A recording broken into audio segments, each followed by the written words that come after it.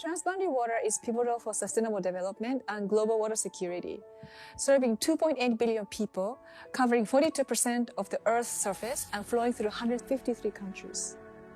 Enhancing water cooperation over transboundary water will be crucial for a water-secure world. Managers and practitioners of transboundary water are important catalyzers to boost this cooperation. They have requested for learning opportunities on how to improve governance aspects of transboundary freshwater security. The course will cover water security, international water law, water diplomacy, institutions, management tools, and financing. The course is dynamic, engaging the world-renowned professionals and international organizations and showcasing many case studies around the world. The course is open for anyone who's interested in the subject to join. We look forward to welcoming you to the course.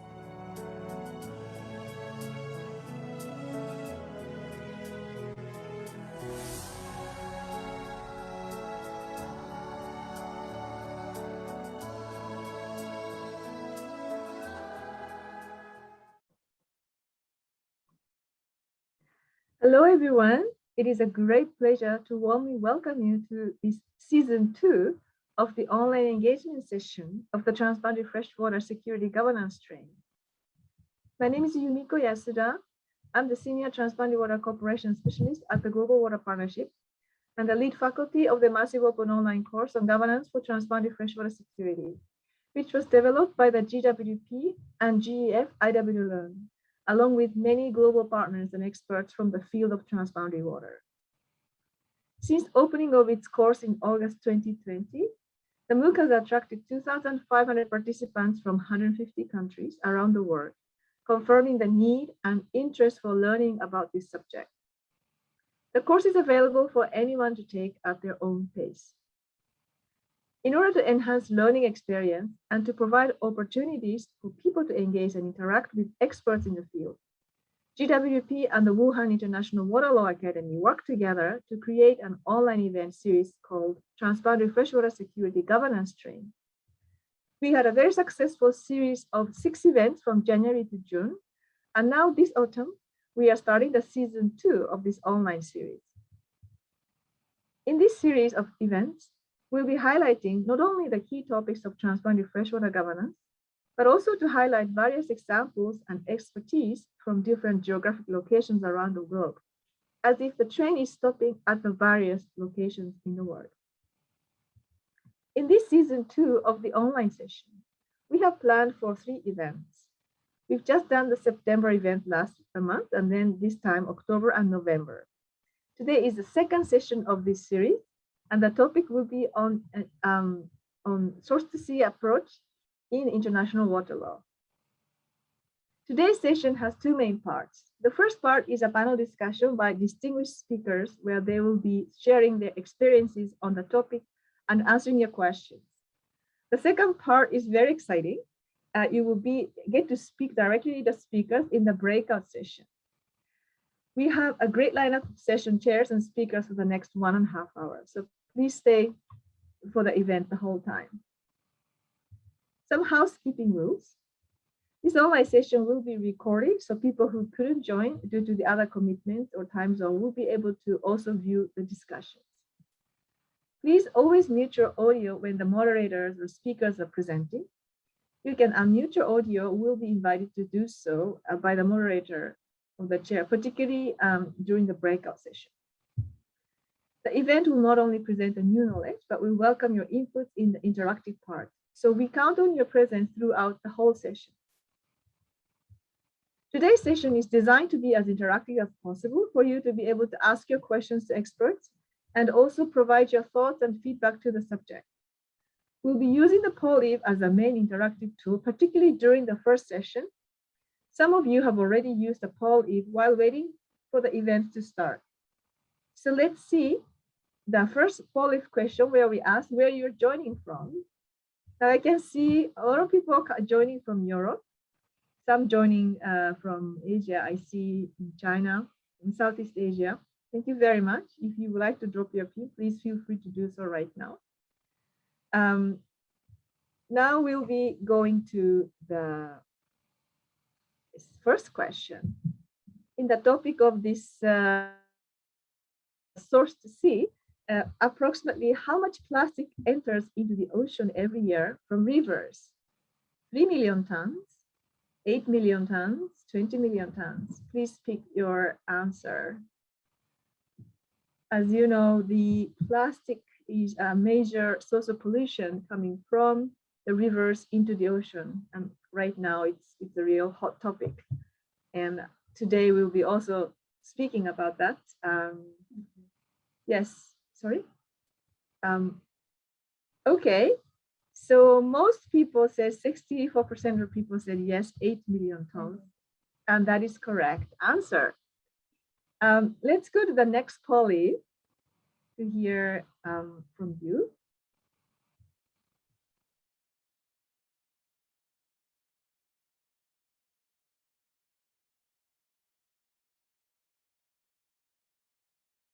Just one moment while Tech Hosting is changing the questions on the screen.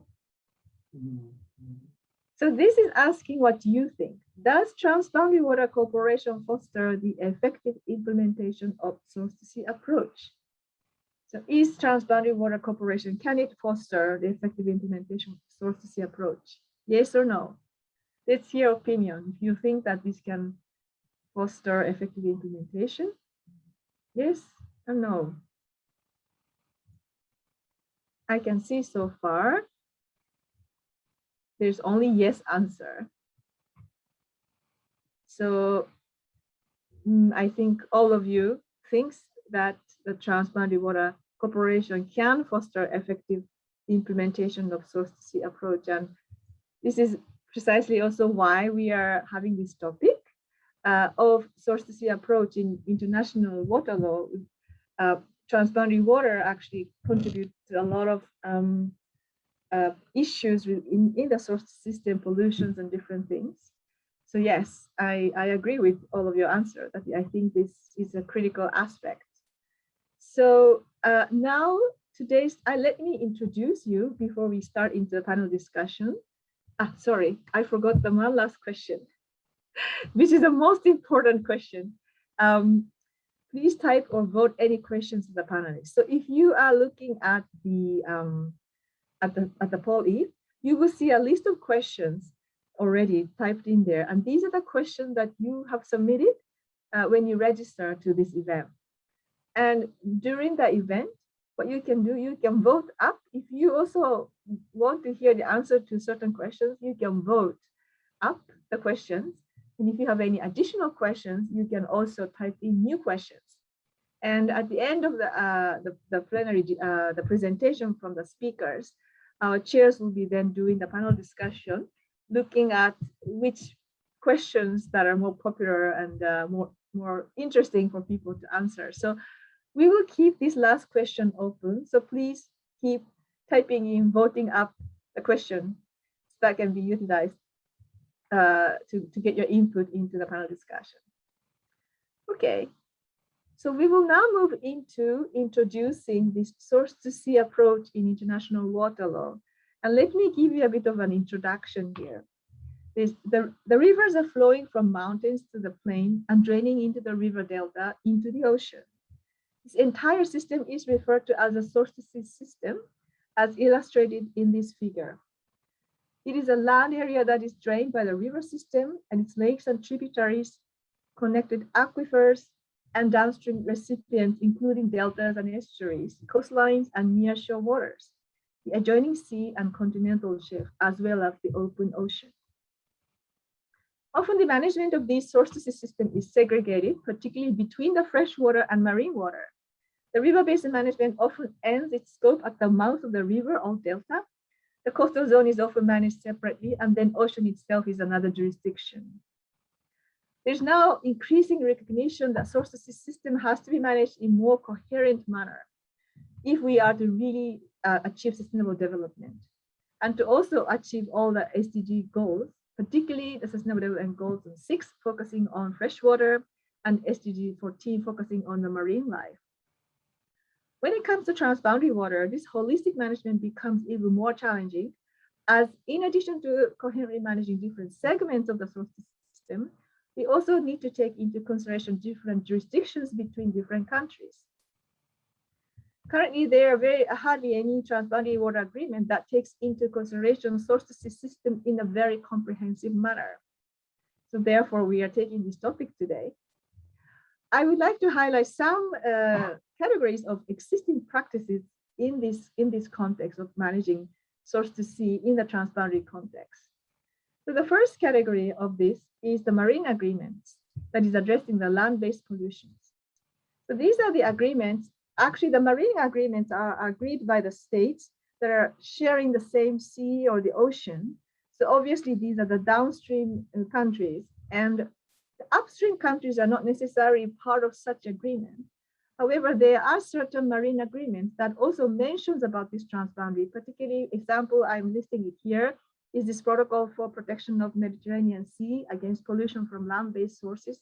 Activities, this is one protocol under Barcelona Convention, and it's one of the articles here actually specifically requires party to cooperate with upstream riparian states on transboundary rivers. So that's an example of one of the practices that is going on now, and this UNEP's Global Program on Action for protection of the marine environment from land-based activity that was adopted in 1995 catalyzed development of such marine agreements. However, not all of them would include these transboundary aspects. You can go to the next. The second categories of this collaboration is collaboration between the freshwater and the marine commissions. So this is also another important. An example is, for example, an MOU between the International Commission for the Protection of the Black Sea and the International Commission for the Protection of the Danube River. So the Danube River is flowing into the Black Sea, and they made this MOU. There are also some programmatic collaboration between Oresenko River Commission, Orasecom, and the Benguela Current Commission, for example. The 1992 Water Convention specifically refers to the importance of protection of marine environment that is the environment that is influenced by transboundary waters, and also suggests to have such cooperation between the joint bodies established on the transit border and the relevant marine environment. Now, if you go to the next, so the cooperation can be an overall, but often it also focuses on what we call key flow, where some specific agreements or program can be made. So the key flow is actually a flow that actually flowing throughout the source sea system. The obvious key flow is water. Also sediment is another key flow. There's pollutants, biota, materials, and then all of this actually shapes the ecosystem services, also flows throughout the source sea system.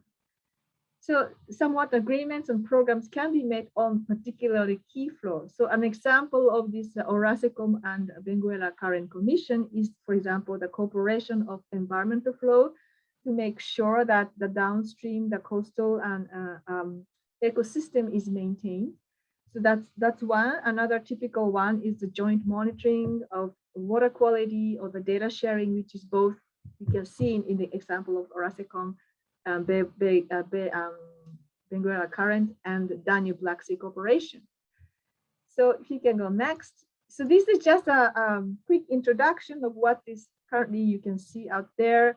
And I would like to recommend you to look at the two references here. One is this hot off the press, this practical guide for the development agreement on the Transboundary Water Corporation that was launched just 2-3 weeks ago.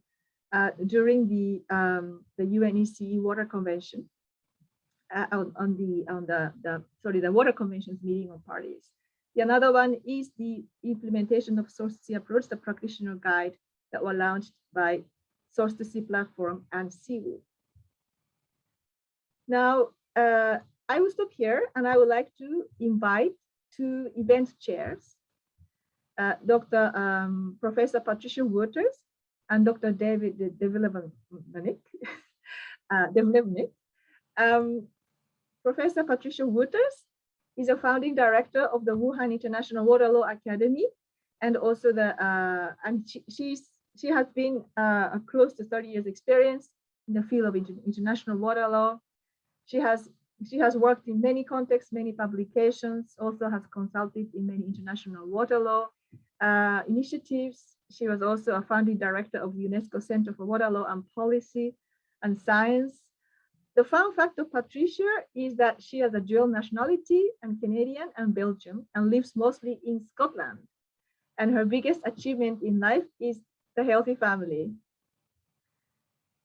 Then I would also like to introduce Dr. David Devlevnik. He's a lecturer of School of Law at Chongqing University. He's an emerging young scholar in the field of the international water law. And he actually is currently teaching and researching on international environmental law with a focus of law international water courses. And also he has published various international journals. And particularly interesting is his monograph on reciprocity and China's transboundary waters, the law of international water courses. His fun fact is that David is a bit of an adventurous eater, and he's willing to try anything from sandworms to eating cicada at least once. And his biggest achievement in life is after moving to China in 2014, he now speaks Mandarin. So that's really excellent. So with this, I would now like to hand over to Professor Patricia Wutter, Dr. Dave Devlevnik. Please, the floor is yours. Thank you, Yumiko, for your very kind introduction. My name is David Devlevnik, and coming to you here from Chongqing, China, in Western China. Good morning, good afternoon, and good evening to all of our participants. It is my great honor to welcome and introduce you to all of our expert panelists that we will have this evening. Our first panelist is Professor Owen McIntyre, and we'll then hear from Professor Elizabeth Kirk, Dimitris Faloutsos, and Alistair Rowe-Clark. Next slide, please. Professor McIntyre is at the, previous slide. Professor McIntyre is at the School of Law at the University College Cork in Ireland, where he researches international water law. He has served on various editorial boards of various international journals and was the chair of the IUCN World Commission on Environmental Law's Specialist Group on Water and Wetlands, and a member of the Global Faculty at UNESCO Center for Water Law and Policy. He was also a member of the Projects Complaint Mechanism of the European Bank for Reconstruction and Development and the Scientific Committee of the European Environment Agency as an expert on European and international environmental law. He has visiting academic positions at various universities around the world, including Dundee, Charles University, Prague, Xiamen University, and Wuhan University in China. As a fun fact, just like me, Owen has been trying to learn Mandarin over recent years, but he says that it has been with limited success. And his biggest achievement in life is his happy and healthy family and his wonderful circle of friends. Welcome, Professor McIntyre. Next slide, please. Our second speaker is Professor Elizabeth Kirk, who is Global Professor in Global Governance and Ecological Justice and Director of the Lincoln Center for Ecological Justice at the University of Lincoln in the United Kingdom. She has an LLM from the University of British Columbia and an LLB from the University of Glasgow, and was qualified as a solicitor in Scotland before she came into the world of academia. She was formerly Research Professor of International Environmental Law and co-director of the Center for Marine Eco-Resilience and Geological Resources, as well as a member of the Sustainable Futures Interdisciplinary Steering Committee at Nottingham Trent University. Her research addresses the production of normativity in international law, asking the question, what causes actors to comply with law? As a fun fact, Elizabeth is a keen gardener who enjoys growing vegetables and fruit, although it also appears that she has faced some challenges, and her biggest achievement in life is her students, many of whom have gone on to successful careers in academia and in practice. Welcome, Elizabeth. Next slide.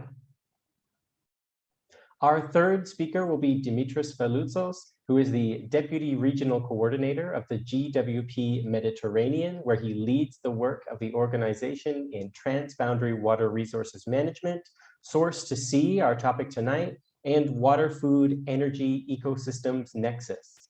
He has a bachelor's degree in environmental management and a master's degree in oceanography, and 16 years of experience, coordination, and hands-on experience of multi-stakeholder policy and dialogues in this area. His work has led, among others, to the development and management plans and the enhancement of transboundary water management. As a fun fact, while Dimitris has not managed to get a black belt in karate yet, although he has been practicing for more than a decade. And his biggest achievement in life is his beautiful daughter and being able to have a positive impact on the lives of people through his work. Next slide. Our fourth and final speaker is Professor Alistair Rowe Clark from the School of Law at Northumbria University in Newcastle in the United Kingdom, who has 20 years of experience in teaching, research, and consultancies related to international law and transboundary water resources. Before he joined Northumbria University, he worked at the Center for Water Law and Policy and Science at the University of Dundee and spent 15 months at the Water Convention Secretariat in Geneva, where he worked on the SDGs and the reporting exercises under the convention. As a fun fact, Alistair lives near St. Andrews, which is known as the home of golf, and plays off a 5 handicap. I don't play a lot of golf, so I'm really not sure how good that is. And his biggest achievement in life is for certain his family. Welcome, Alistair. So with the introduction of our speakers, I would like to hand it off to our very first speaker, Professor Owen McIntyre. Professor Owen McIntyre, the floor is yours. Thank you, David. Sorry.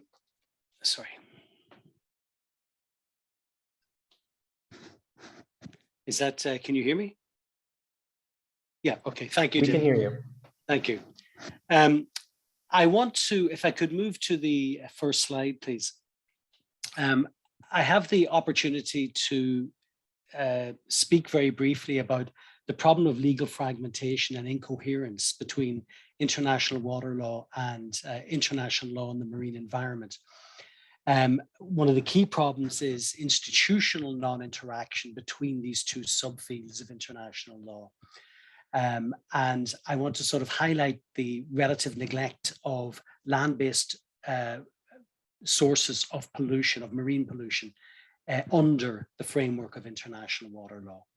And then to look on, or to highlight the growing reliance on transnational governance and what that might mean for the future of international water law in this area. Next slide, please. So we have a range of frameworks. If we take a look, first of all, at international marine environmental law, despite the fact that land-based sources of pollution are by far the largest source of marine pollution, and the fact that rivers account for the lion's share of land-based sources, the attempts to develop frameworks for this have not really been entirely successful. The problem has been understood for a long time. And if we go back to 1972, the International Law Association developed articles on marine pollution of continental origin. In 1974, we had the Paris Convention on land-based sources of pollution. And then that was followed by several articles under the UN Convention of the Law of the Sea. Now, these articles were understood to be somewhat indeterminate in that they referred to the application of generally accepted rules and standards. Both the Paris Convention and UNCLOS referred to these, even though these didn't really exist. In 1985, we had UNEP adopted the Montreal Guidelines on land-based sources of pollution, which were really intended to inform national legal developments, national legislative developments to control land-based sources, but these were not widely adopted. And now we've moved to a more a non-binding framework, the GPA, or Global Program of Action on land-based activities. There are regional frameworks which have had mixed success. Okay, sorry, have we jumped ahead here? Well, we have a number of regional instruments which have had mixed success. And could I ask you to go back a few slides, please? Thank you. And we can understand that there is a problem here because we see these problems that are arising in relation to marine plastic pollution, which is a very high profile problem at the moment. And of course, a land-based, mainly a land-based source of pollution. And of course, nutrients pollution, which are mainly carried by major rivers. Perhaps you could go forward one slide, please. If we look then at international water law, under the global instruments, we have Article 23 of the 1987 UN Watercourses Convention. It once again refers to generally accepted international standards and rules, which, as we noted earlier, don't really exist.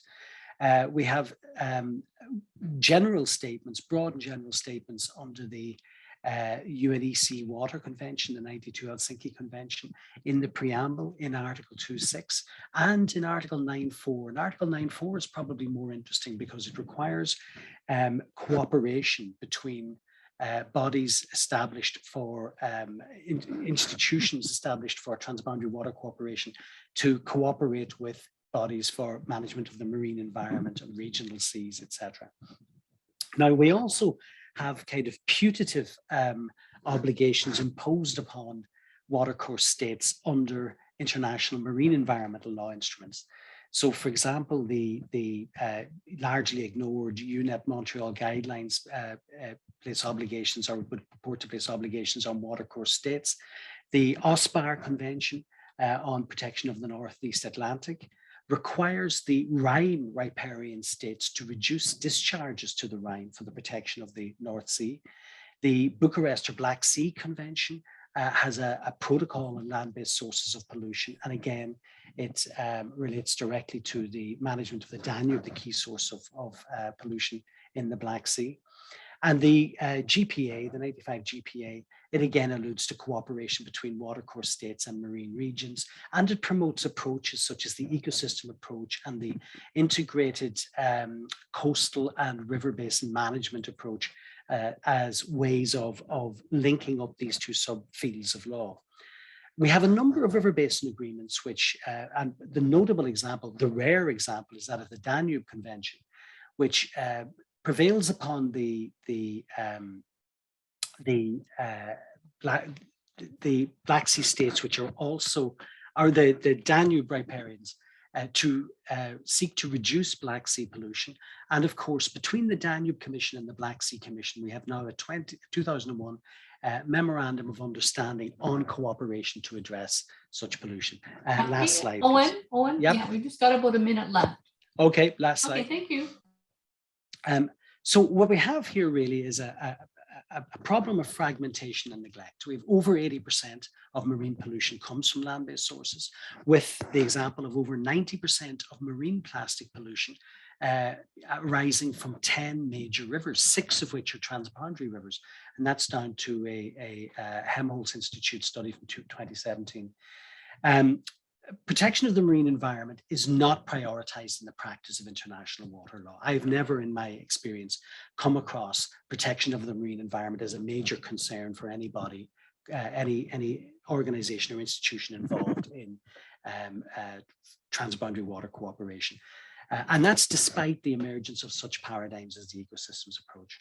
So there is also very rare interaction between these subfields of international water law and international marine environmental law, for example, between river basin organizations and regional seas organizations. And that's on the basis of a study, a 2018 study published by Finska and Gorthouden. And so we seem to have increasing reliance in the area of addressing land-based sources of pollution on non-legal or transnational, and or voluntary approaches to progress land-based sources governance, or the governance of land-based sources of pollution, including notably the GPA, multi-stakeholder partnerships established under the Global Plan of Action under 9 LBS categories of pollutants, and various other initiatives under United Nations Environment Assembly resolutions, the UN Clean Seas Initiative, and increasingly today under the SDGs and indicator SDG 14.1.1. So we're moving in a different direction towards these transnational, less traditional, less formal, less binding arrangements, and what these will mean for addressing marine pollution in international water law or under international water law frameworks remains to be seen. Thank you very much.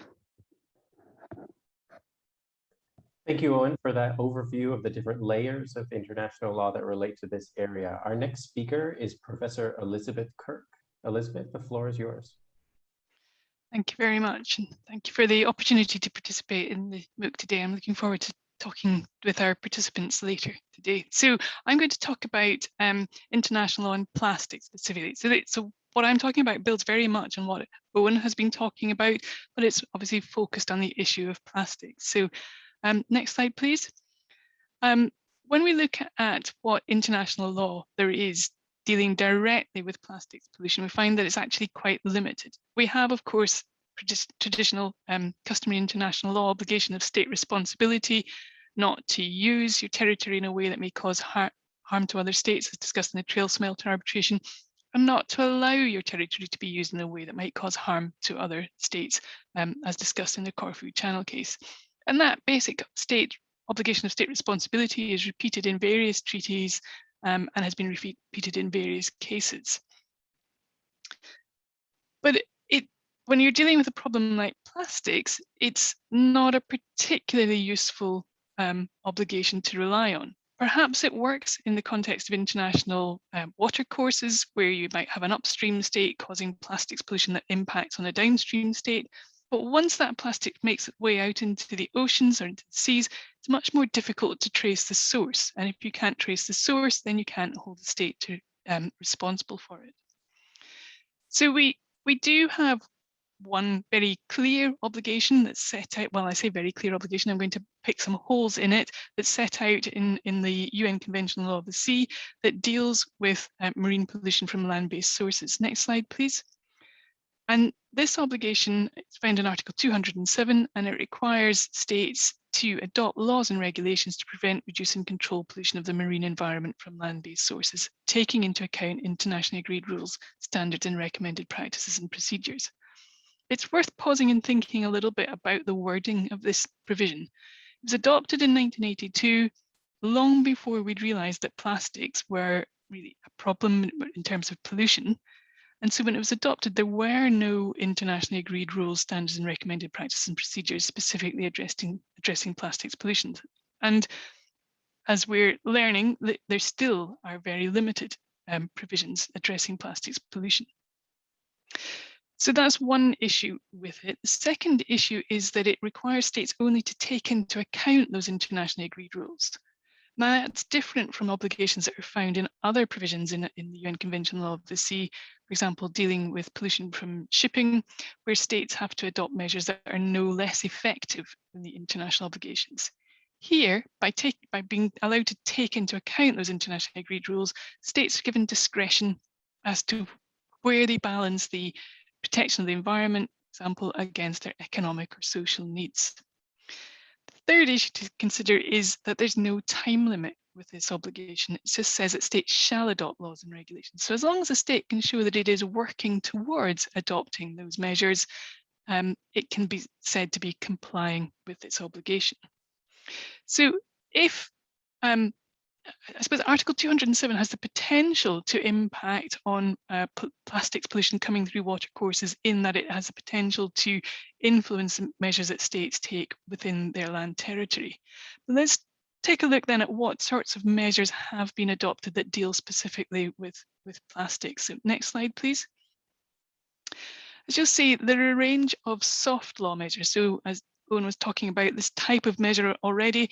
These are non-binding measures, and in this case, the measures that are being adopted to address plastics pollution are very much at the moment focused on understanding the problem. So it's about monitoring to find out how much plastics pollution there is in the ocean, monitoring to find out the impact, and agreeing standards of monitoring. It's not at this point about actually taking measures to prevent the plastics pollution.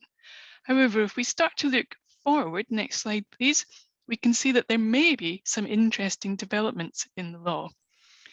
There is now growing groundswell of support for the development of a new treaty. In the UN Environment Assembly third meeting held in December 2017, states formed an ad hoc open-ended expert group to present options to combat marine plastic litter and microplastics. And here the option was to consider, do we need a new treaty, or are there things that we can do with existing treaties to strengthen the law? by the first part of the 5th UN Environment Assembly, which was held online earlier this year, 40 countries expressed support for a global plastics treaty. And by the middle of the year, by June, July, on International Oceans Day, we had about 80 states signed up to a new declaration where they committed to work for a decision to establish an intergovernmental negotiating committee to recommend starting negotiations for globally legally binding agreement to combat plastic pollution. Elizabeth, we have about a minute left. Yep, Thank you. I'll be done in just a few seconds. Thank you. And I think the important point that we take away here is that it looks very likely that there will be a negotiating committee set up to address, to look at establishing a plastics treaty. What we don't know is just how far that plastics treaty will extend and what obligations it will introduce and how those obligations will interact with international water law. Thank you very much. Thank you so much, Elizabeth, for that look into plastics regulation and international law. Our next speaker is Dimitris Voloutsos, who will look specifically at the DRIN. Dimitris? Hello, everyone. Let me share my screen for a short presentation, slides that will enable our discussion. Give me a second, please. Now, here we are. Right, here we are. Welcome, everybody, from my side. Dimitris Voloutsos, Deputy Regional Coordinator for the Med. We're going to touch upon, along with Professor Alistair Clark, into a case study. The DRIN Basin lies in southeastern Europe. It's shared by Greece, North Macedonia, Albania, Kosovo, and Montenegro. So there are 5 states sharing 3 transboundary basins, sub-basins.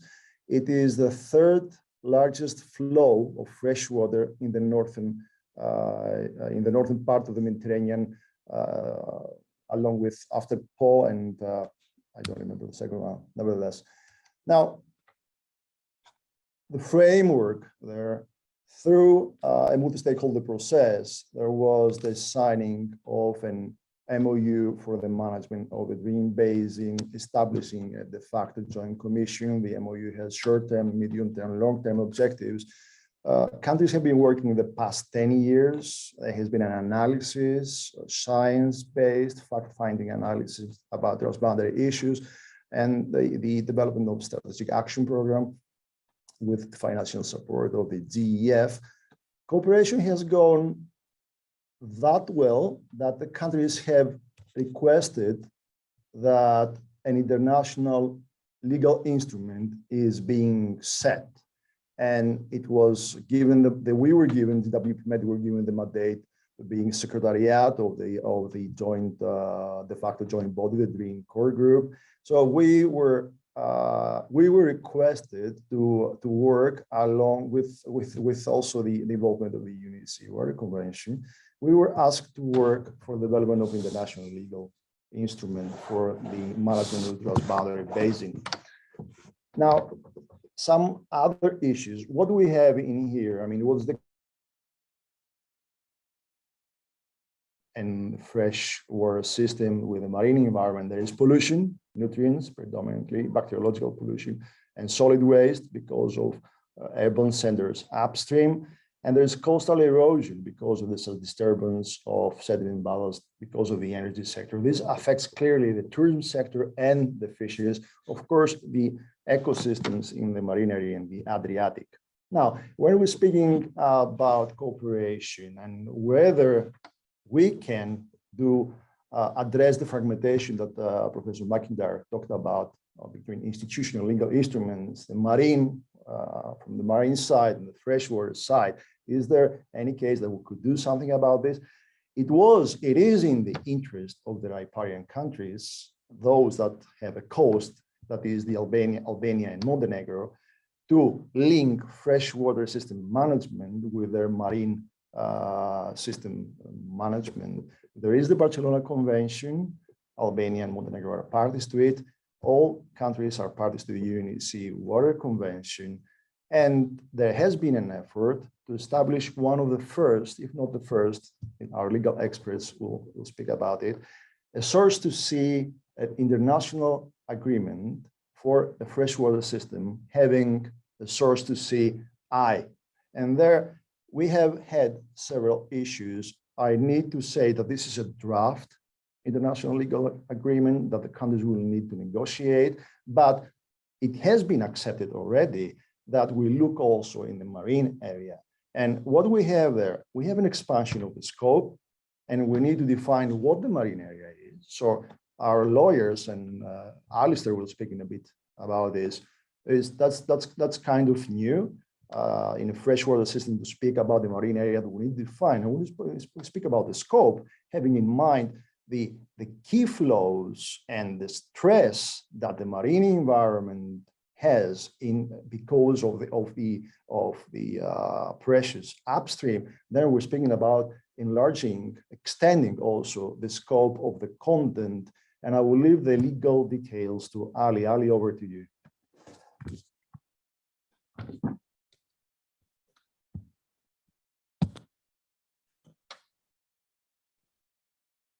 Thanks, Dimitris.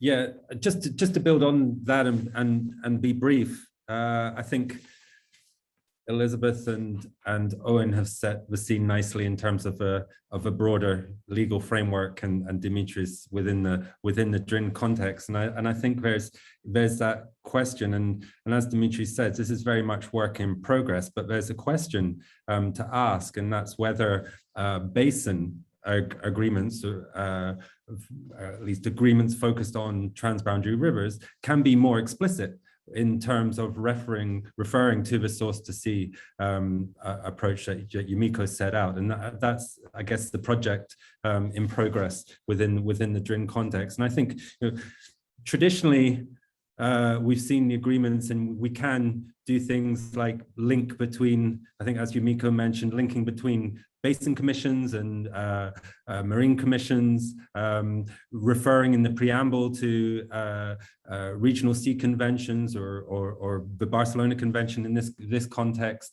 But then the question is really, can we go a little bit more? And that's, I think, as Dimitris mentioned, what about in terms of the scope of the agreement? How do we deal with that when, okay, if it's primarily a basin agreement with the riparians of that basin, then can we also bring in an explicit element of a link to the marine ecosystem, to the source to sea system, to those key flows that Yumiko mentioned, the water, sediment, pollutants, biota materials, ecosystem services.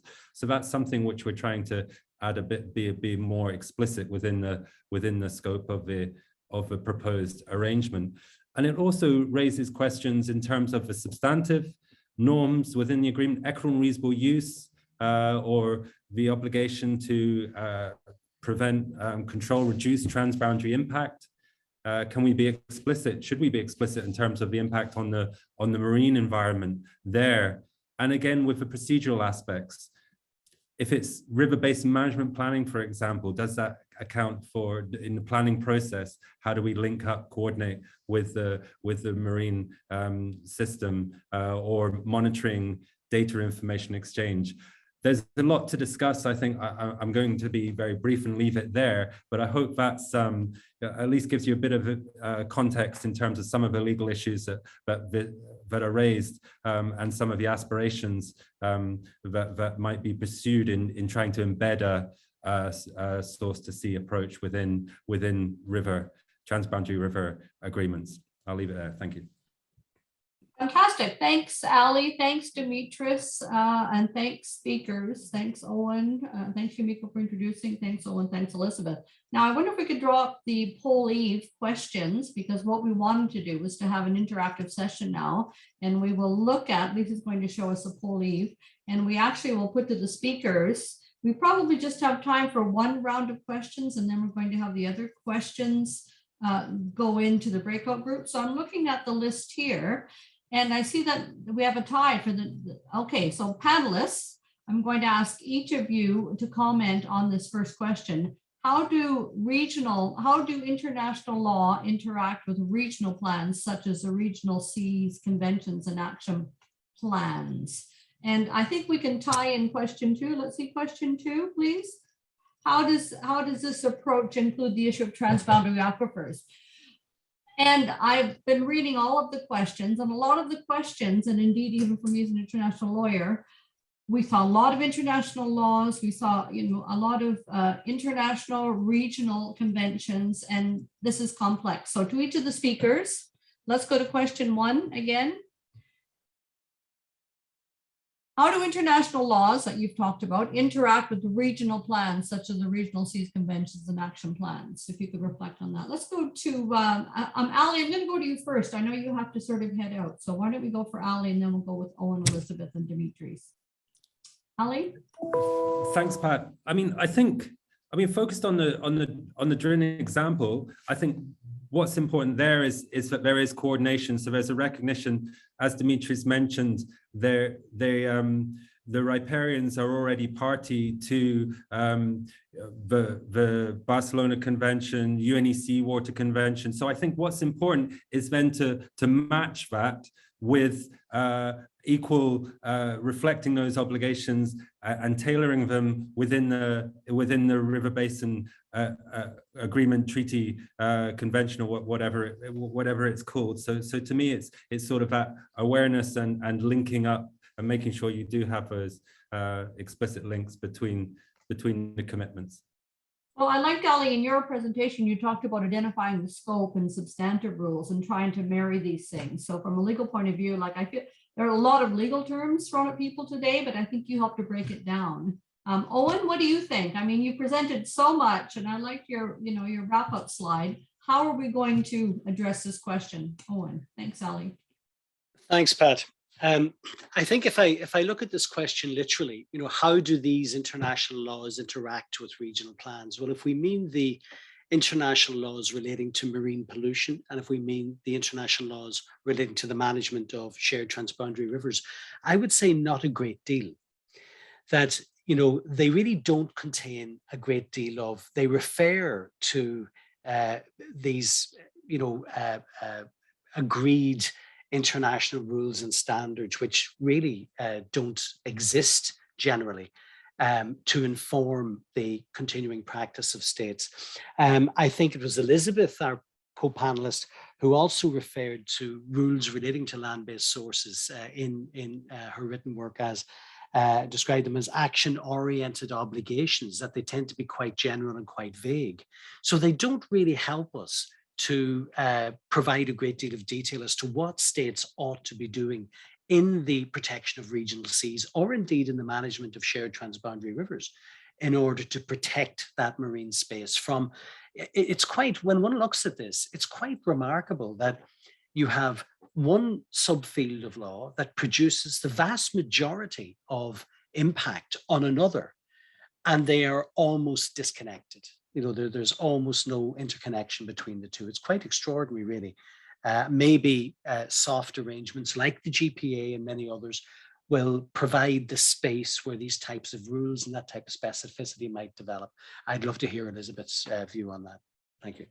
Thanks, Owen. I like your last slide, and I'm sorry we didn't have enough time to go into everything, but I know that your rich work on international environmental law, we show it how soft provisions under climate change law, things are going into the voluntary basket, and we see in international water law you have more normativity. So I think you're right. There's very little interface, and there's need for a lot more work to join these together. But whether it's hard law or soft law, and how we marry that up.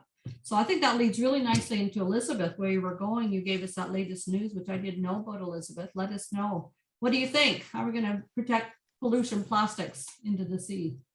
So if we're looking at the question about how international laws interact with regional plans, the theory is that the global laws are setting the framework, which will then be, as you've described them as action-oriented rules. So this is what we're aiming at. This is what we're hoping that states will do.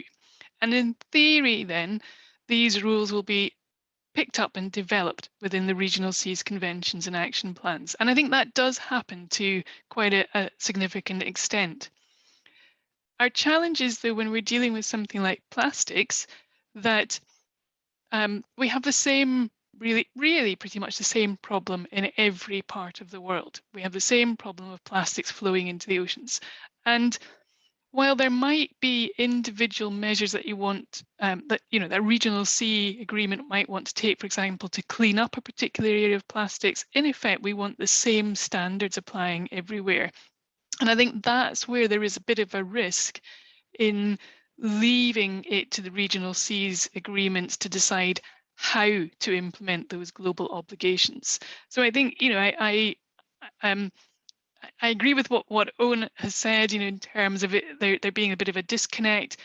The theory doesn't quite work in that there seems to be quite often a lag behind what's in the global agreements and then what's happening within regional seas. And I think we do need to do more to work on how we translate those global obligations into action at the regional level as well. Well, Elizabeth, before you go, do you take courage from what's happening in your, you gave recent events, the sort of growing swell of people. What's going to happen on the legal field? Is it going to be voluntary, or we're going to see something, a convention, or what's happening?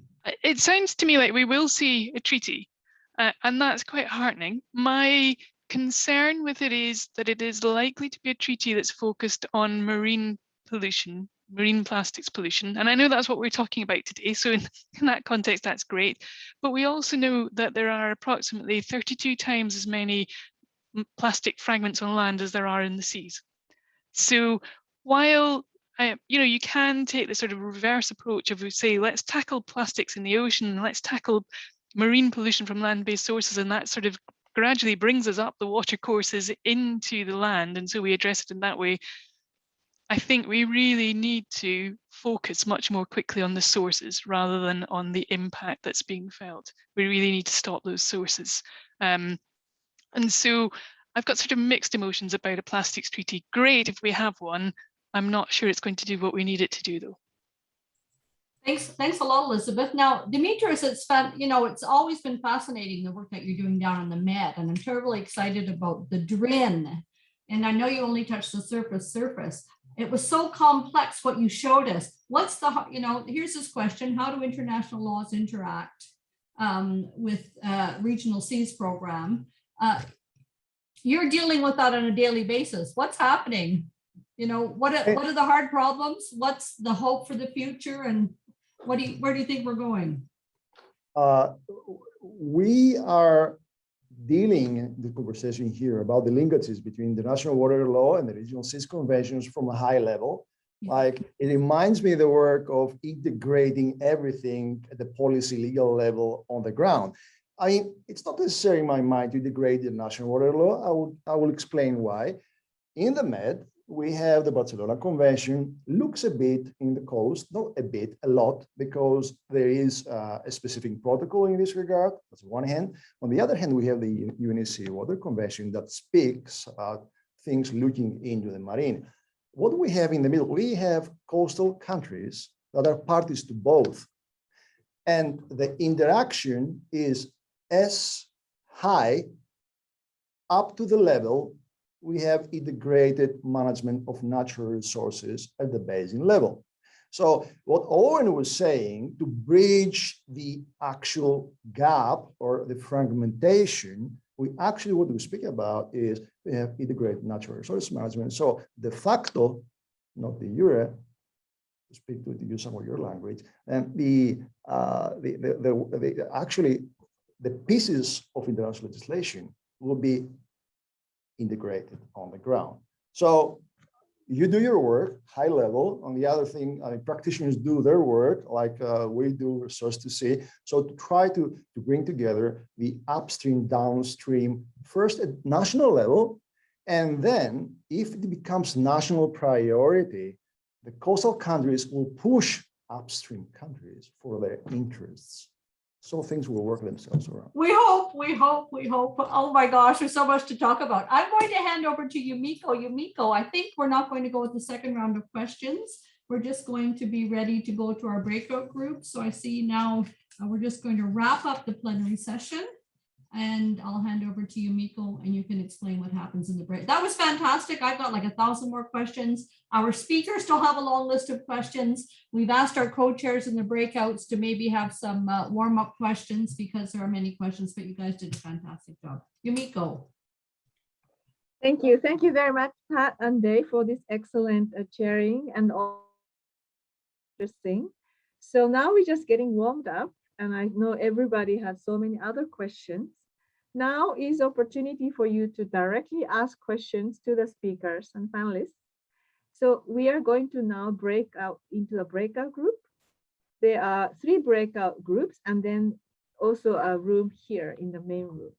The first breakout group is Owen and McIntyre, who's a speaker, and then Tobias, who is our GWP host here, is going to join you as a facilitator.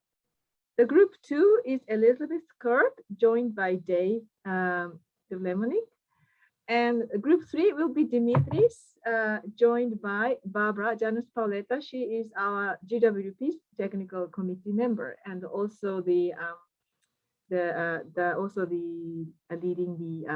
MOOC on this international water law module. And then if you have any questions related to more general international water law or general about the MOOC, you can stay in this main room, and then Pat and Professor Patricia Waters and myself will be here to answer any questions or have your dialogue with you. So you can choose a breakout. If you look at the bottom of the screen, now the tech host is going to open the breakout room, and you will see this breakout icon. Now it's open, and you see on the screen which breakout. So you can actually then just join the group that you want to join to ask any questions. And if you don't know how to join, please type in the chat which room you want to join, and our technical host will help you to jump to the right room. And we'll have about 20 minutes for this breakout session to give you plenty of time for you to ask any questions. So please choose your breakout room. Type in the chat if you don't know. I see Elizabeth is still here. Can you send her to the breakout, technical host? Okay. Hey, Elizabeth, although you can join us. They'll need you in group 2. You'll have lots of questions.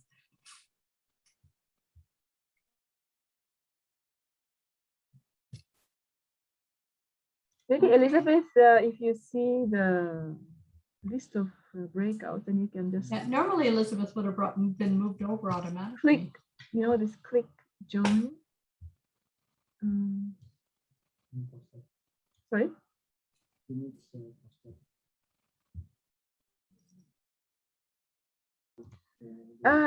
Elizabeth, can you accept the invitation to join? We don't hear you actually. Can you unmute if you have a question? Has it been emailed to me? No, it's on the Zoom. It's here in the platform. You would have received the invitation, or if you actually click the bottom and choose the breakout, and you see Elizabeth and David breakout. And yeah, I can see that, but I can't. Nothing happens when I click on it. Oh, really? Yeah. Did you click join? There's no join option. Oh. I'm going to try closing it again. Okay, technical host is. Oh, there. Got it. Bye. Okay. Okay, Jimmy, Yumiko. Okay. Excellent. So okay. Everybody is in the room. Hi, okay. Hi, everyone. Who's here? Roger, Deval, Mario. Okay. Does anyone have any questions? Let's see. There's more people there. I did look at the whole group. And then Dale Campbell's here. Yay. Does anyone have any questions for this group? Yumiko, you must have had lots of questions. I mean, the question for international lawyers is how are we ever going to get this all together between international water law, law of the sea, and marine? It's very complicated. So does anyone have any questions for me generally? Anything about the International Water Law Academy? Anything about the GWP MOOC? If not, then I'm going to ask Dale a question. Dale, you're on mute. I want to know what you think about marine pollution from law today. What do you think the big issues are? Oh, you're on mute, Dale. Or maybe you're just trying to, oh, Elizabeth's back here. Oh, and Tobias is here. What's going on? Okay.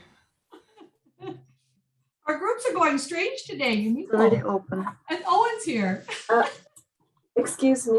Sorry. I just would like to announce that there was a bit of a technical hiccup. You are mute. Oh, there was a bit of a technical hiccup. So everybody actually came back here. Now please choose again your breakout. Now the breakout room is open. I'm so sorry about this. And some co-host has actually accidentally closed the breakout room. Please do not close the rooms. Don't press that button.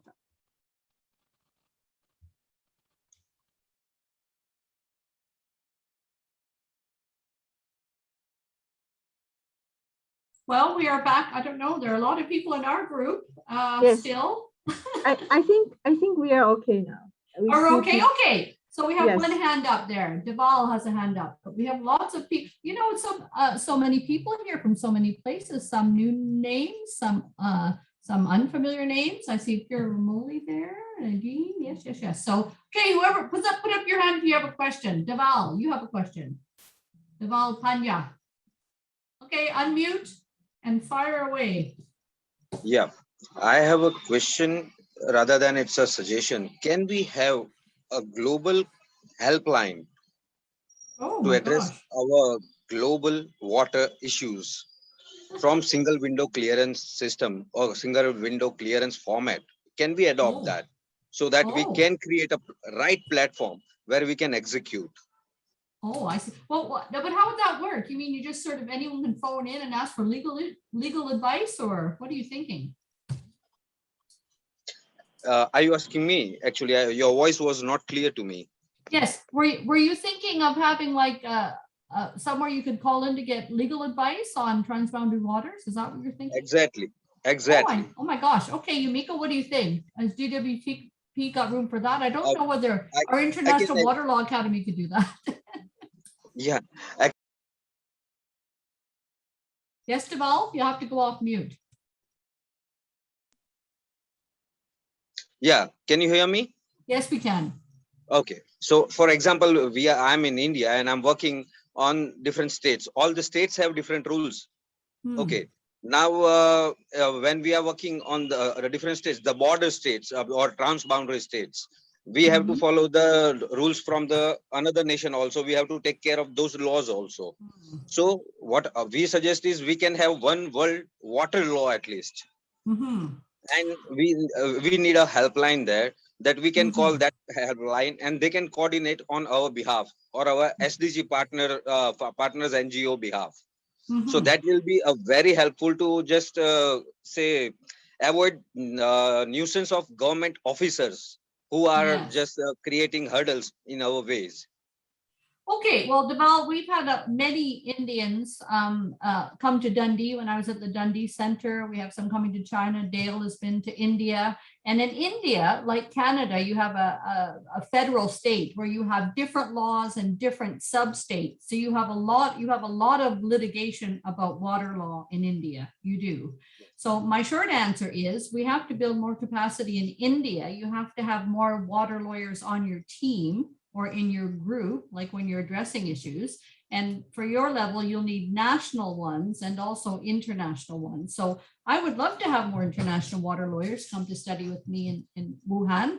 I had some Indians in the past, but we need more. I remember we had a cohort of about 10 judges come from India, Supreme Court judges who were just doing water law. So India really has a lot of water law issues. I guess the issue must be more capacity, because if someone phoned me or phoned, say, Andrew Allen, who knows national water law, and said, what's the water law that applies in India? We wouldn't know unless we went to look at the laws in India. So you need your own homegrown national water lawyer. And on international water law, we need more international water lawyers from India. And I'm happy to help educate them with my team in Wuhan. So send them to me in Wuhan. Be fantastic. Thank you. Great question. No phone call. You need your own people. Okay. Habib, who else has a question? I see a hand just raised in the general chat from Habiba. Habiba in our group? Are there any other questions from anybody here? There's so many people. You must have lots of questions. Habiba, please unmute yourself and then speak directly. Oh, there's Habiba. Okay, Habiba. Hello, hi. My name is. Where are you calling from? I'm in Hungary at the moment, a master's nice. program in international water governance and diplomacy. But I'm Kenyan by my citizenship is Kenya. Fantastic. So, yeah. So my main question is, how are we to engage, or how can we put the role of women into transnational boundaries, considering our number being minimal, or the percentage of the women participating in transboundary being low? How can we raise and fight for the gender equality in transboundary issues? Well, Habiba, that's a fantastic question. But my experience is quite the opposite. Most of my team seem to be women. I've got a fantastic large group of if you look at the International Water Law Academy and you look at my affiliates, we have like a lot of women, and we have more and more. So Habiba, our approach has been to build one by one, step by step, and to encourage, all genders to be engaged. So the door is never closed when it comes to law or water law or transboundary water law. I think there are probably more issues on the ground. Like I've done a lot of work with the Asian Development Bank and helping rural women in the field. But from an international water law, from a national water law, from a governance perspective, I think we are seeing more and more women. Certainly in my team, I have a lot. Yumiko, what would you say? I mean, I remember when I was DWP Tech working across the different regions in DWP, I remember there being a lot of women. Maybe there's more men. But do you have some insights, Yumiko, for Habiba's question? Certainly from my point of view, I am always supporting equally, and I have a lot of women. If you want to talk to women, ask me. There's one right there, Dale Campbell, there's Yumiko, who has been in my program, and I can just name a lot. So join us. I will. Thank you so much. Join the team. Thank you. Yeah, thank you. I also would like to mention that DWP Mediterranean, together with the Geneva, in fostering the Women in Water Diplomacy, Yes. an initiative for practitioners of transboundary water in the MENA region, Middle East and Africa, Northern Africa region. But we've done a lot. I've done a lot in Asia, all across Africa, Latin America. There are a lot of really great women who are being supported. There's room for more. Yes. But certainly our International Water Law Program, very open. And I think this kind of peer support is also helping, because there are certain aspects that women professionals face. So that's certainly at the GWP, actually, there is a Women in Water network that you can join. Yes, that it's actually been fostered with another organization. Actually, I need to look into the detail myself, where I don't have the website readily in hand, but there's certainly such network that you could join, and there's always this kind of virtual coffee hours that you can go and speak to the other women in this profession. So you are welcome to join such network. Yeah, and I have two comments, Habiba. There are mentors here like Dale or Yumiko or any of the women in my program. I'm sure they will help. And I always promoting, team building and mentoring. And then you also have to step up and start being a mentor yourself. Yeah. So, together, I do see a step change in the international water law. So good luck with everything. Thank you so much. Prantor has a question. Prantor Kumar. Thank you, Habiba. Yeah, can you see me and hear me? Oh, I can see you now. Oh, hi, Oh, Prantor. yeah. Oh, I am from Bangladesh, but I'm a research student studying in Tsinghua University in China. Nice. So I have questions like, if you see in our graduate studies, we played a game called Mekong River game. So it's kind of it's a very interesting game. We learned about politics and how policy and politics plays an important role in transboundary water problems. And you often see like the upstream and the downstream of the country, of the countries, they have different views, and developing countries or big countries, they some kind have a bully, like if you do this thing, I will do for you. So like this kind of negotiations I always have some kind of bullies. And also in Bangladesh and India, we also have problems due to these transboundary water law issues or problems. And every country have their problems and they are facing those things. They never is to, like most of the times they don't want to solve. Maybe in the intermediary, or they don't think about the long-term issues. So how, as a researcher, what do you think, like what should be our role?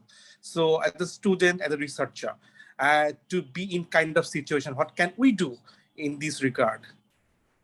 Okay, well, if I can, I'll just jump in, Yumiko, with the international law side, and you might have something more on the governance side, but certainly in international law, the rule of international law, even though people say it's about sovereignty, I mean, there is the fiction of sovereignty. Everyone is meant to be equal, upstream and downstream. The fundamental rule of international water law is each state is entitled to an equitable and reasonable use, and that means all factors, all times. So that for me, even if you're a midstream or downstream state, you still have, you know, from an international law point of view, you still have duties, rights, and entitlements. I have had a lot of students from just, well, every country, like we just talked with someone from Kenya, from India, and now from Bangladesh. We had a very good international water lawyer from Bangladesh who is now back in Bangladesh teaching. So what can we do as researchers? If you're looking at, you know, the Mekong and upstream and downstream, I suppose as a supervisor, I would say, be a solid researcher, understand that there are always more than one side to the story, and to be credible and neutral and rigorous with your research. Because what I really don't like, and most of my students come in, they're from Bangladesh, and then I know what the story is going to be. The first year they're there, I know what the story is. We need better international law to help Bangladesh. That's not the answer. The answer is more rich and rigorous than that, you know, so we always have to be credible and hard with our research. So I suppose do the research to the best of your ability, be open, put your shoes on the other side, and come up with a rigorous analytical framework to look at the question in a credible way. Because, you know, if we don't have credibility and independence on research, it's not good. It's not good. So good luck with your research. I don't know, Yumiko, what would you say? On maybe on the policy side of things, you know, sort of the bully and unequal states. From international law, it's very clear what we can try to do about that. What we can try. But what I want you to do, Prantor and Habiba and all the researchers, is be the best that you can be. You know, insist on credible, hard research based on good analysis, and that is the way forward. And keep the faith. And if you have any international law questions, ask me. We'll help. And then I'll ask Dale to help you. My team can help. Yumiko, what am I missing out? Yeah, I think I'm more from the political science or water diplomacy side of things. And it is can be a very contentious and hot topic. And I think the most important thing in this context for researchers is to really remain neutral and, you know, write things on the evidence-based, not based on what your assumptions are. And this is extremely important. Yes. To move things forward. And sometimes researchers can be the ones to also be a little bit of an eye-opener for, you know, bringing some of the new ideas, because oftentimes the water conversation could get stuck. And I think some innovative research could shed light in bringing some new ideas and new perspectives in terms of solutions. Yes. And we need it. We need new ideas, but I want to find a foundation, not someone just picking off the wall and, you know, saying the obvious things. We want credible, hard research, and it's exciting. What you're doing is exciting. So dig deep, go hard, and be fair. So I think the innovative idea based on the rigorous research is really what I think is valuable, not just only the innovative idea without any basis. Yeah. I think there could be the role of the great research. So yeah, thanks. Anyone else? Thank you. Thank you. Any other questions or comments? And in the meantime, Mario has just copy pasted the link to this community of women I just mentioned. So I encourage you to sign up as a member to this group, and you'll be informed about different opportunities and events. You know, Yumiko, while we're waiting for the next question, I don't know whether I'm missing, I see there's a page 2 here, maybe I'm missing a question. But Yumiko, I mean, Source to Sea as one of your areas, and could you just tell everyone the title of your monograph again? The book, the very good research that you did when you were in Dundee. I mean, this person just talked about the Mekong. Give us the title of your book. Oh, you mean my book? Yes, I mean your book. Okay. PhD Well, scholar, by the way. yes, well, my PhD was on the Mekong, and I looked at the hydropower dam development, and particularly the civil societies Hydropower. activities. Yeah. Yes, so I've looked at, my title of my book is called Norms, Rules, Norms, and NGO Advocacy Strategies on the hydropower of the Mekong, and really try to look at how the societal context and different things within society can influence, they influence the way that the advocacy on the hydropower dam on the transboundary water actually shapes up when I compared Cambodia and Vietnam cases. So that's that was And my I remember having very many chats with you. You had a lot of on-site sort of work and research, but you came up with an analytical framework. So I'm just saying that to encourage the many people here, you know, the importance of going deep and going hard on your research. And also, I noted when we came up with the Source to Sea, you're really, what do you think the hard issues are for these young people to go out and research on Source to Sea from the talk today and from your presentation, Yumiko? What do you want everybody here to think about? I think this topic really requires more cross-sectoral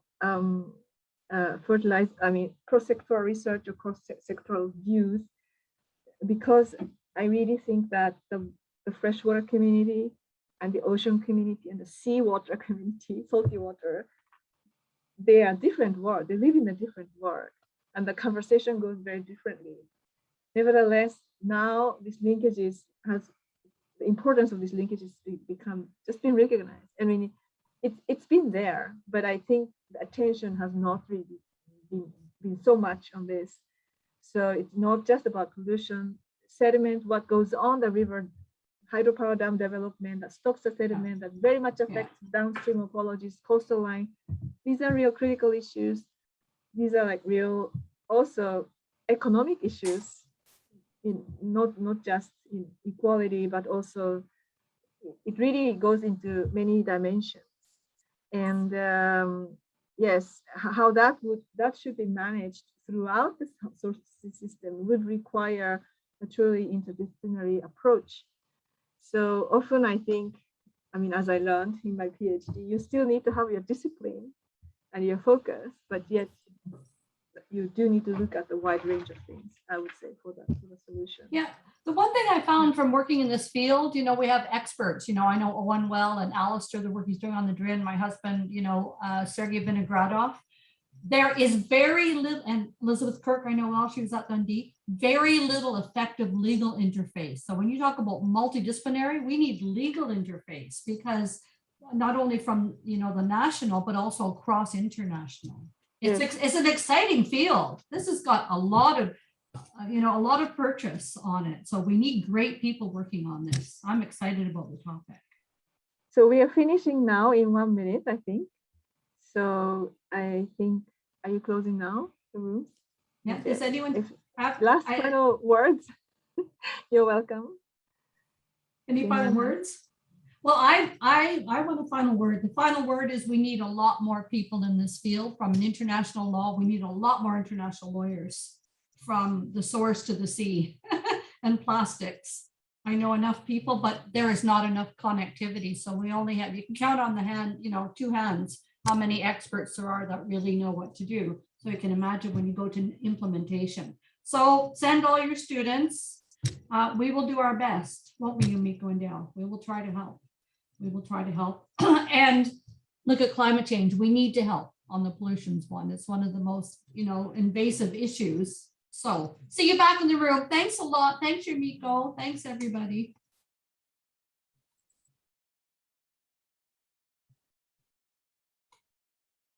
Okay, thank you. Thank you very much.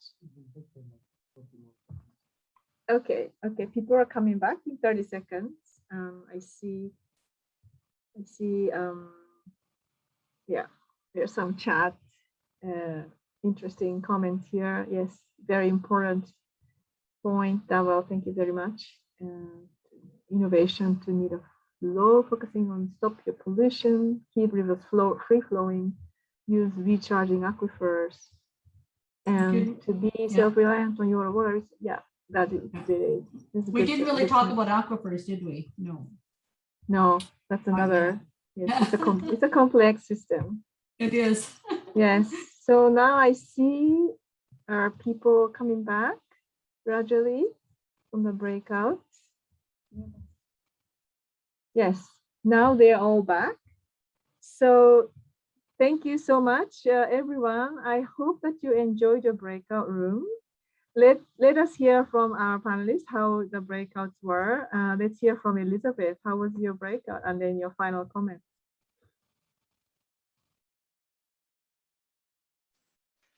Thank you. Yeah, it's really interesting questions and comments from colleagues in practice in different parts of the world. And we were talking really about 2 things. How do we actually make collaboration between transboundary rivers, for example, and regional seas agreements? How do we make them work? How do we tackle plastics, in particular rivers, if there's already plastics there, and perhaps more plastic than we even anticipated? And what's the likely future direction of a plastics treaty? So I guess my comments, well, there's a huge amount of really interesting work already going on. And one of our challenges is to capture that work and make sure that it is publicized in a way that we all know what is happening. So we were talking, about sharing information about measures to tackle plastics pollution in transboundary watercourses. It'd be really good to have a database where states can go to say, this is what's, here's my problem. How do I tackle this problem? Are there any projects that have done this already and shown us what best practice might be? So I think that's it about, I think that would be my key point, my key message to take away, that we need to think about not just what might be in an international treaty to tackle plastics, but how do we use best practices that's already being, and lessons that are already being learned from different transboundary watercourses and different parts of the world. Thank you. Thank you very much, Elizabeth. Very important point. And let us ask here from Owen. Owen, how was your discussion and your final reflections, please? Thank you, Yumiko. Actually, a very good discussion. As always, not enough time, but really rich. We had one question around compliance and enforcement, that regular bugbear of international lawyers, where one feels the need to explain the problems of ensuring compliance and of facilitating enforcement with international rules, and that states really must take that upon themselves when creating, conventional frameworks, etc. They must commit to allow themselves to be subjected to certain types of requirements, be they reporting requirements, be they various modes of ensuring compliance, etc. So we talked through that, but most of the focus was on the question of fragmentation, and we had a very good question asking us to what extent the system of the principle of systemic integration, if you like, might as one device of convergence, which along with some people in at the International Water Law Academy at Wuhan were starting some work on now. To what extent systemic integration might assist in addressing fragmentation between international water law and international marine environmental law. And I think we had a very nice discussion on that.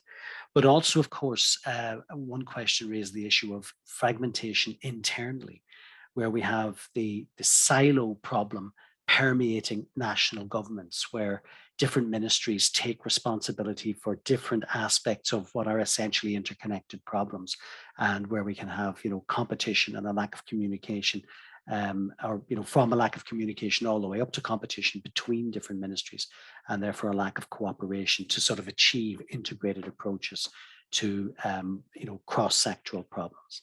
But a very, very, very nice conversation. Thank you very much, Owen. And let's hear from Dimitris. How was your discussion and your final reflection? Good discussion in our group as well.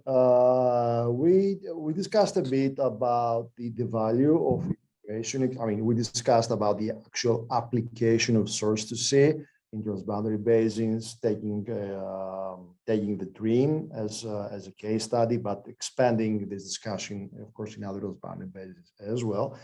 The value of information exchange, and to the extent that this can be possible to extend from the freshwater also to cover the marine area. There was also a discussion about how action programs or action plans that has to do with the marine environment and the freshwater bodies, how this, and to the extent that this can be part of the international agreements. I mean, my point there is that if I may have a taste, what I can see that has worked in many cases very well is that when we have agreements that are providing the framework for cooperation, rather agreements that are prescriptive, and in the case of the DREAM Basin, having action programs in place and in areas that we may have diagnostic analysis where we understand what the issues are and what the causes are, if those touch upon also the marine environment, and we have a legal framework that covers, apart from the freshwater basin per se, also to an extent that the countries decide it's relevant, the marine environment as well. So the two are those elements that may lead to the natural resources management from the source to the sea, to lead it in a more integrated way towards sustainable natural resources management. And another interesting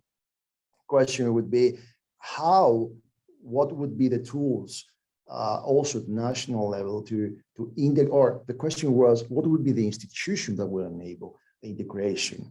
And at the end of the discussion, we concluded that if there is an institution that would have a responsibility of spatial planning that water managers don't use enough, and this should change on the one hand, which is the uses of land on the other hand, and there is the marine spatial planning. So those instruments sitting under the same roof, then those policymakers, those institutions can dictate using those policy documents, can dictate, in inverted commas, cooperation, hence to the extent possible integration among the different institutions, hence natural resources management. Thank you. Thank you, Dimitris. And finally, Tat, please be very brief. Okay, I'll be brief even though I don't want to be, because we had a fantastic group. I want to say though to Dimitris, Susanna Neto did a dissertation when she was, I was an external examiner from Lisbon on spatial planning and that very topic. Okay, we had about 4 broad questions. One was this idea about having a global helpline where you can call up about water law. And I said, well, and it was from India. And I said, well, because it's so many comparative national water laws, you'd probably have to have a national water law on your team. The second, we had a question from a woman from Kenya studying Hungary, talking about the role of women in international law. And we discussed how that was developing. And certainly from my experience with my team, many are women, a lot more women doing international water law. We encouraged mentorship and support. We had an interesting question on the upstream, downstream, the Mekong, Bangladesh, researchers saying policy, politics, upstream, downstream on the Mekong. What can we do as a researcher? So I think that's a nice one to end on, Yumiko. We encourage researchers to go hard and go deep on this topic, how we need not only interdisciplinary or multidisciplinary approaches, but also a connection between different areas of law. You know, you can count on two hands how many international lawyers or specialists in this field. We saw 3 of them today. We need more. So I'm going to say we end on a message of hope. The problem is very difficult, but we have many people at the table who can help us to find solutions. So fantastic group, not enough time. And thank you very much, Yumiko. Thank you very much for that. It was a really great discussion. Now I would like to do a little promotion of the upcoming events on a relevant topic. The first one is actually another Source to See event that is actually going to be part of the UNESCO, so the UN Decade of Ocean Science. We're having the satellite event on the 18th of November that is organized together among the Source to See platform partners, SIWI, UNESCO, Global Water Partnership, UNDP, and the Ramsar Convention. So this session will be very much nice linked to the topic of the Source to See from all of you. So well welcome. Here you can see the link to the registration. Next is the next MOOC event on this online event. So the final season 2 of this autumn is on the water diplomacy and negotiation. That is going to be on the 16th of November. This event is actually going to be co-organized together with SIWI and International Center for Water Cooperation. We have a great lineup of speakers facilitated by Dr. Martina Klimes from SIWI, Water and Peace Advisor, and Professor Aaron Wolf, who you know very well, and is also faculty in our MOOC. And we have the Dr. Hassan Janay, the former Minister of Water Resources, Iraq, and former ambassador to the Iraq and Turkey, as well as Dr. Doa Delalani, who is the former chief delegate of Southern Africa on the Lesotho Highlands. So the real people with a real practitioner experience on this. And also what's very exciting is that after the event, we will be doing little simulation exercise on the negotiation. But that is optional, but if you want to join, please sign up and then to commit. This is a limited number of participants that we can take. So now the registration link is in the chat. So you're all welcome to register. And then next slide, please. Next promotion, of course, is please sign up for the MOOC, as many of you already know. But if you haven't signed up, please sign up. This MOOC is being extended to August next year. And then another very exciting news is that MOOC is now available in French. And its French translation has been done by the CAPNet and its Congo network. And it's actually a separate platform on the CAPNet Virtual Academy. So it's a fully French catered MOOC on the same subject. So please, if you're a French speaker or if you have friends who are French speaking, please spread the word. So these are promotion. Thank you very much to everyone. And I would like to just to quickly ask you to reflect a little bit from today's event by filling in survey questions. And we are doing the survey on this POL-E, the same link. What have you learned from today's session? Yes. And what topic would you like to see covered in the future event? Topic, yes. I think this link is not too sure if is this the one? Okay, sorry. The link is in the chat, so please click the link and type in your answer. So now I see some comments coming in, the people wanting more international water law, and so on. I don't know, Lisa, can you go back? Oh, okay, well, we can't go back in the previous screen, but this input is very important for us to know what you have learned today and what you would like to see next. So with this, and you can continue filling in this feedback. So thank you so much for participating today.